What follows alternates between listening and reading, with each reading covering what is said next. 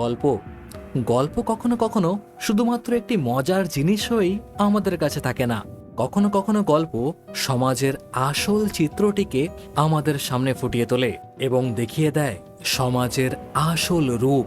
ঠিক এমনই একটি গল্প নিয়ে আমি তোমাদের কাছে এসে গেছি, যেখানে তোমরা জানতে পারবে কিভাবে মেয়েদেরকে কেনা বেচা হচ্ছে, তাদের উপর নির্যাতন করা হচ্ছে এবং অত্যাচার করা হচ্ছে। গল্পটি হলো 2014 মুক্তিপ্রাপ্ত একটি দুর্দান্ত সিনেমা মারদানি মুভির, যার IMDb রেটিং 7.3 আউট অফ 10 এবং সাথেই এই গল্পটি আমারও খুব পছন্দের।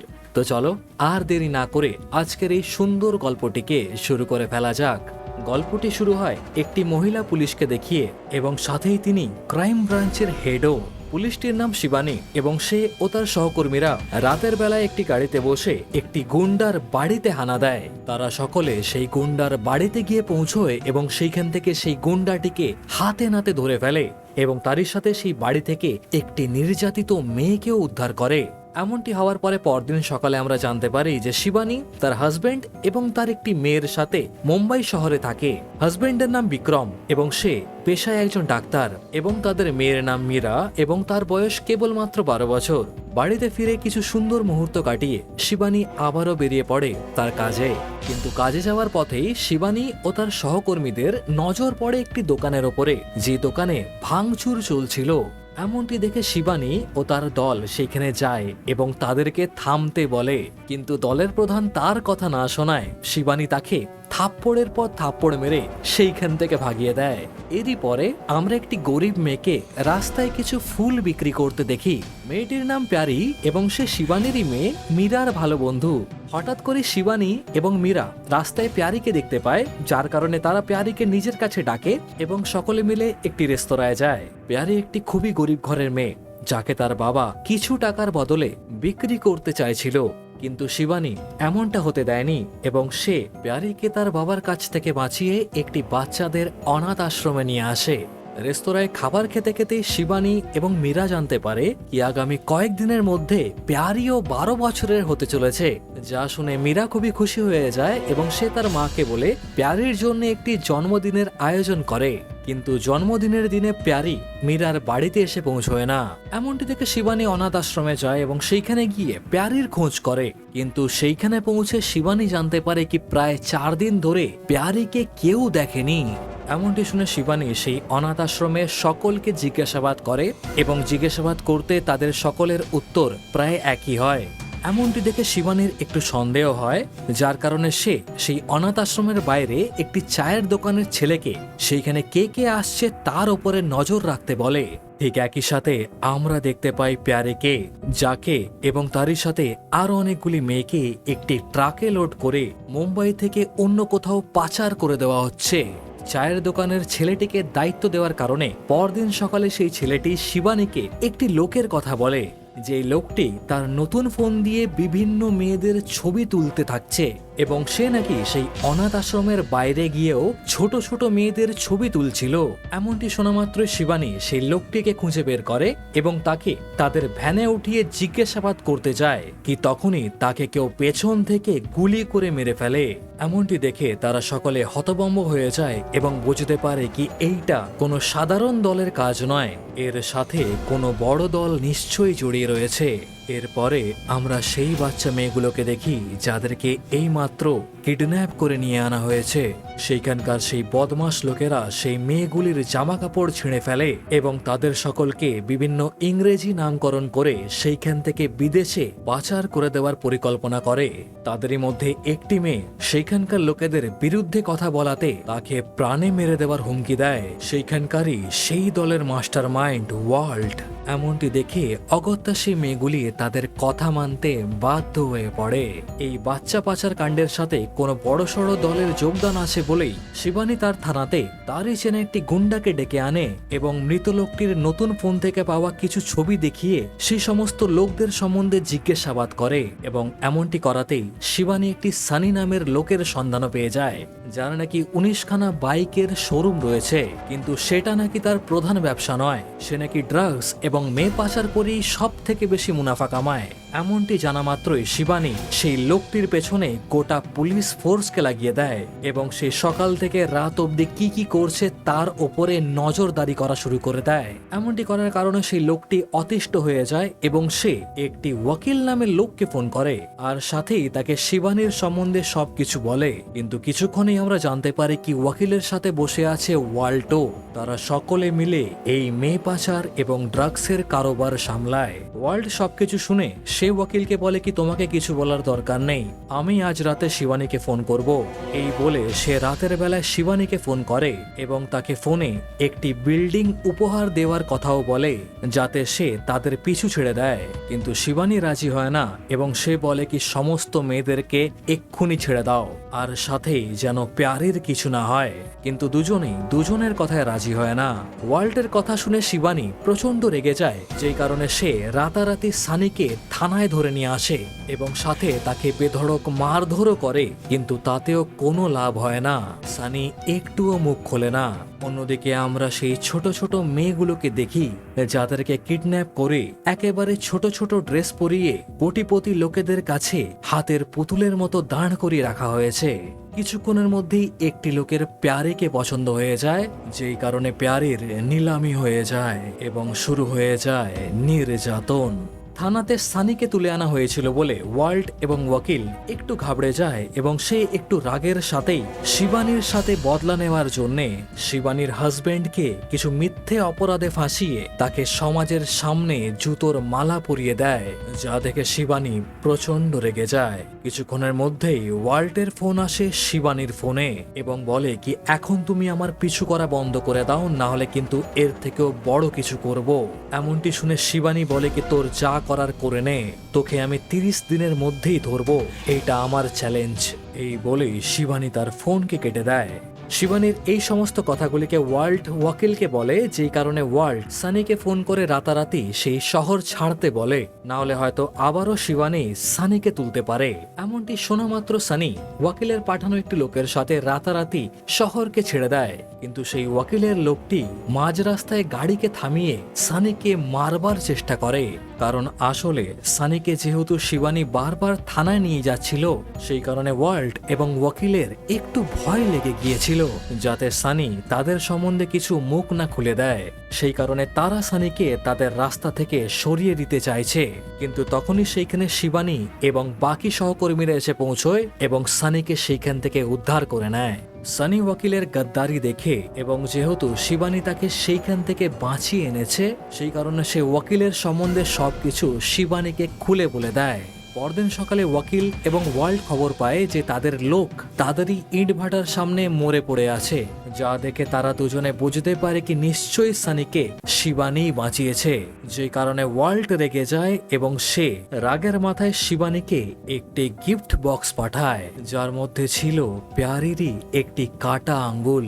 সানির কাছ থেকে খবরাখবর নেওয়ার পরে শিবানী জানতে পারে কি ওয়াকিল এবং ওয়ার্ল্ড দিল্লিতে থাকে, যে কারণে শিবানী পরদিন সকালে দিল্লির উদ্দেশ্যে রওনা হয়ে যায়। দিল্লিতে পৌঁছানোর পরে শিবানী যায় দিল্লি পুলিশের কাছে এবং সেইখানে তার দেখা হয় আরেকজন পুলিশ ইন্সপেক্টরের সাথে, যার নাম বলবিন্দর, এবং সে এই পুরো ঘটনাটিতে শিবানীর সাথ দেবে। বলবিন্দর, শিবানী এবং সানি সবাই একসাথে বসে এবং তারা ওয়ার্ল্ড এবং ওয়াকিলের পছন্দের জিনিসগুলো সম্বন্ধে আলোচনা করা শুরু করে। আলোচনা করার কারণে তারা সকলে ফোন দিয়ে আটে যে ওয়াকিলকে ড্রাগসের দ্বারা তাদের নিজেদের কাছে নিয়ে আসবে। এমনটি ভাবার পরে শিবানী এবং বলবিন্দর তাদেরই পরিচিত দুটো আসল ড্রাগ ডিলারের কাছে যায় এবং তাদেরকে ওয়াকিলের কাছে গিয়ে কিছু নকল ড্রাগস বিক্রি করতে বলে, যাতে শিবানী এবং তার টিম ওয়াকিলের খোঁজ পেয়ে যায় এবং তাকে হাতে নাতে ধরতে পারে। এমনটি হওয়ার পরে সেই দুই ড্রাগ ডিলারের কথা ওয়াকিলের কাছে পৌঁছে যায়, যে কারণে ওয়াকিল সেই দুই ড্রাগ ডিলারকে তার নিজের আড্ডাখানায় আমন্ত্রণ করে। কিছুক্ষণের মধ্যে সেই দুই ড্রাগ ডিলার গিয়ে পৌঁছায় ওয়াকিলের ঘরের কাছে এবং সাথেই তাদের পিছু নিতে নিতে সেইখানে শিবানী এবং বলবিন্দরও গিয়ে পৌঁছয়। কিন্তু তারই সাথে সেইখানে ওয়ার্ল্ডও একটি গাড়ির মধ্যে বসে থাকে এবং নিচে যা যা হচ্ছে সবকিছু ওয়াকিলকে বলতে থাকে। যেই কারণে সে শিবানী এবং বাকি পুলিশদের সেইখানে আসতে দেখে নিজে গাড়ি করে সেইখান থেকে সরে যায় এবং একটু দূরে গিয়ে দাঁড়ায়, আর সাথেই ওয়াকিলকে ফোন করে শিবানীর ফন্দি সম্বন্ধে বলে দেয় এবং বলে কি তারা সকলে এবং আরো অনেক পুলিশে তাদের আড্ডাখানায় ছাপা মেরে দিয়েছে। যা শুনে ওয়াকিল এবং তার একটি সঙ্গী সেইখান থেকে পালাতে যায়, কিন্তু সেই সঙ্গীটি পুলিশের হাতে ধরা পড়ে যায়। কিন্তু অপরদিকে ওয়াকিল নিজেকে একটি বাথরুমে বন্দি করে নেয় এবং সেখান থেকে সে ওয়াল্টের সাথে ফোনে কথা বলে। ওয়াল্ট ওয়াকিলকে বলে কি তুমি পুলিশের হাতে ধরা দিয়ে দাও, কিছুদিনের মধ্যেই আমি তোমাকে থানা থেকে ছাড়িয়ে নিয়ে চলে আসব। কিন্তু ওয়াকিল বলে কি না, পুলিশ যদি আমাকে একবার ধরে নিয়েছে তাহলে আমার থেকে সমস্ত মেয়ে পাচার কাণ্ড এবং ড্রাগ সম্বন্ধে তথ্য বের করে নেবে। এমনটি বলেই ওয়াকিল একটি বন্দুককে লোড করে এবং সে সেই বন্দুক দিয়ে নিজেকেই গুলি মেরে নেয়। সেই গুলির আওয়াজ শুনে শিবানী এবং বাকি পুলিশে ওয়াকিলের কাছে এসে পৌঁছয় এবং দেখে কি সে মারা গিয়েছে। ওয়াকিল মারা যাওয়ার কারণে এবং ড্রাগ কেস ধরা পড়ে যাওয়ার কারণে দিল্লি পুলিশের প্রধান পুলিশ শিবানীকে এই পুরো কেসটিকে বন্ধ করতে বলে। কিন্তু শিবানী বলে কি আমি যেই লোকটির সাথে কথা বলি সেই লোকটি এই লোক নয়, সেইটি নিশ্চয়ই কোনো অন্য লোক এবং সে এই পুরো চক্রান্তের প্রধান। কিন্তু দিল্লি পুলিশের প্রধান পুলিশ তার কথায় বিশ্বাস করে না এবং তাকে বলে কি না, ওয়াকিল ধরা পড়ে গিয়েছে এবং পুরো ড্রাগ কেস ধরা পড়ে গিয়েছে, তাই আমাদেরকে দুর্ভাগ্যবশত এই কেসকে বন্ধ করতে হবে। এই বলেই তিনি শিবানীকে বোম্বে ফিরে যেতে বলে। এমনটি দেখে শিবানী দিল্লি পুলিশ স্টেশন থেকে তো বেরিয়ে আসে, কিন্তু সে পরে বলবিন্দরের সাথে আলাদা করে দেখা করে এবং তার সাহায্য চায়। শিবানী বলবিন্দরকে বলে কি যা যা ওয়াকিলের কাছ থেকে পাওয়া গিয়েছে সেই সমস্ত জিনিসগুলিকে আমার কাছে এনে দাও, আমি সেগুলোর যাচাই করব। এমনটি শুনে বলবিন্দর শিবানীর সাহায্য করার জন্য নিজের পুলিশের চাকরিকে বাজি রেখে শিবানীর জন্য সমস্ত জিনিসপত্রগুলিকে এনে দেয়, যেখান থেকে শিবানী একটি দারুণ জিনিস দেখতে পায়। শিবানী দেখে কি ওয়াকিল যে সমস্ত জামা এবং প্যান্ট পরতো সেই সমস্ত জামা প্যান্ট একটি মডার্ন টেলার নামের দোকান থেকে বানানো। এমনটি দেখে শিবানী একটি সাধারণ মানুষ হিসেবে সেই মডার্ন টেলারের দোকানে যায় এবং সেইখান থেকে এই দিল্লি শহরে ওয়াকিলের আর কোনো চেনা জানা মানুষ রয়েছে নাকি তারই খোঁজ করে। এমনটি করার কারণে শিবানী জানতে পারে কি তার মিনু রাস্তোগি নামের একটি মহিলার সাথে কথাবার্তা ছিল। এমনটি শুনে শিবানী ভাবে কি নিশ্চয়ই তার কাছে গেলে পরে ওয়াকিল এবং তাকে যে ফোন করে সেই ছেলেটির সম্বন্ধে অর্থাৎ ওয়াল্টের সম্বন্ধে নিশ্চয়ই কিছু জানা যেতে পারে। এমনটি ভেবে শিবানী বেরিয়ে পড়ে মিনু রাস্তোগির উদ্দেশ্যে এবং তার বাড়িতে গিয়ে পৌঁছয়। মিনু শিবানীকে একটি সাধারণ মহিলা ভেবে ঘরে ডাকে এবং তার সাথে কথা বলতে থাকে, আর সাথেই তাকে একটি নিজস্ব চিনি দিয়ে গোলা চা অফার করে। কিন্তু চাটি খাওয়ার কিছুক্ষণের মধ্যেই তার মাথা ঘুরিয়ে যায় আর জানতে পারে কি আসলে মিনু রাস্তোগি কে। মিনু রাস্তোগি হলো আর কেউ নয়, ওয়াল্টেরই নিজস্ব মা এবং সেই বাড়িটা ওয়াল্টেরই বাড়ি। শিবানী ওয়াল্টের কাজে বাধা দিচ্ছিল বলে শিবানীর ছবি সে তার মাকেও দেখিয়েছিল, যে কারণে মিনু শিবানীর সম্বন্ধে আগের থেকেই জানতো। তাই সে শিবানীকে সেই বেহোশির চা খাইয়ে দেয় এবং তার ছেলের জন্য শিবানীকে বন্দি করে রাখে। কিছুক্ষণের মধ্যেই শিবানীর জ্ঞান ফেরে এবং জ্ঞান ফিরতেই সে তার সামনে ওয়ার্ল্ডকে দেখতে পায় এবং সাথেই অনুভব করে কি তার হাত এবং পা বাঁধা রয়েছে। ওয়ার্ল্ড শিবানীকে সেইখানে দেখে সে শিবানীকে বলে কি তোমার আমার কাজে বাধা দেওয়া উচিত ছিল না, এবার তোমাকেও আমি বাজারে বিক্রি করে দেব। অন্যদিকে আমরা মিনু রাস্তোগিকে দেখতে পাই যে আসলে সেই মেয়ে ব্যবসা চালাচ্ছিল, আর সাথেই আমরা সেইখানে প্যারিকেও দেখতে পাই এবং তার সাথে আরো অনেকগুলি ছোট ছোট মেয়েদেরও। কিছুক্ষণের মধ্যেই ওয়াল্টের লোকেরা একটি বস্তাকে এনে সেইখানে ফেলে দেয়, যার ভেতর থেকে বেরিয়ে আসে শিবানী। প্যারি শিবানীকে সেইখানে দেখতে পেয়ে দৌড়ে তার কাছে যায় এবং অবাক আর বিস্ময়ের সাথে তাকে জড়িয়ে ধরে নেয়। কিন্তু কিছুক্ষণের মধ্যেই তাদের দুজনকে আলাদা করে দেওয়া হয় এবং প্যারিকে বারের ভেতরে আর শিবানীকে হাত পা মুখ বেঁধে একটি রুমের মধ্যে বন্দি করে দেওয়া হয়। কিছুক্ষণের মধ্যে সেই বারে একটি বড় দরজার মন্ত্রী এসে পৌঁছয়, যার শখ মোটেই ভালো নয়। মন্ত্রী সেই বারে প্রবেশ করে এবং বারে প্রবেশ করতে না করতেই ওয়ার্ল্ডটাকে ওপরের রুমে যাওয়ার জন্য আবেদন করে এবং বলে কি সেইখানে আপনার জন্য একটা সুন্দর উপহার রয়েছে। এমনটি শুনে মন্ত্রী ওপরের রুমে যায় এবং সেইখানে গিয়ে তার দেখা শিবানীর সাথে হয়ে যায়, তাও আবার হাত পা মুখ বাঁধা অবস্থায়। শিবানী মন্ত্রীকে দেখে চিনতে পেরে যায় এবং বলে কি স্যার আপনার এরম শখ, আপনি নিশ্চয়ই আমাকে ছুবেন না তাই না? কিন্তু মন্ত্রী বলে কি না, আমি এই সব ব্যাপারে নিজেকে আটকাতে পারি না। এই বলেই সে শিবানীকে ছুঁতে যায়, কিন্তু তখনই শিবানী তার হাতের একটি ছুরিকে দিয়ে মন্ত্রীর হাতে বসিয়ে দেয় এবং মন্ত্রীকে মারতে মারতে সেই বারের ভেতরে নিয়ে যায়। মন্ত্রীর এমন অবস্থা দেখে ওয়াল্ট এবং সকলে প্রচন্ড ঘাবড়ে যায়, যার কারণে ওয়াল্ট শিবানীকে ভয়ে জিজ্ঞাসা করে কি তুমি কি চাও, আমি তোমার সব কথা মানবো। তখনই শিবানী বলে ওঠে কি সমস্ত মেয়েদেরকে এক্ষুনি ছেড়ে দাও, আর সাথেই তুমিও আমাদের সাথে এসো। এমনটি শোনা মাত্রই ওয়াল্ট সমস্ত মেয়েদেরকে ছেড়ে দেয় এবং নিজে শিবানীর পেছনে পেছনে যায়। তারা সকলে সেই বারের বাইরে যায় না, কিন্তু সেই বারেরই একটি রুমের ভেতরে যায় এবং সেইখানে পৌঁছে সেই রুমের দরজাকে বন্ধ করে দেয়।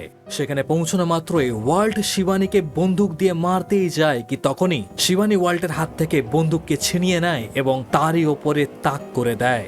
এমনটি করার পরে ওয়াল্ট শিবানীর কাছ থেকে জানতে চায় কি তুমি এমনটা কি করে করলে এবং আমাদের সন্ধানই বা কি করে পেলে।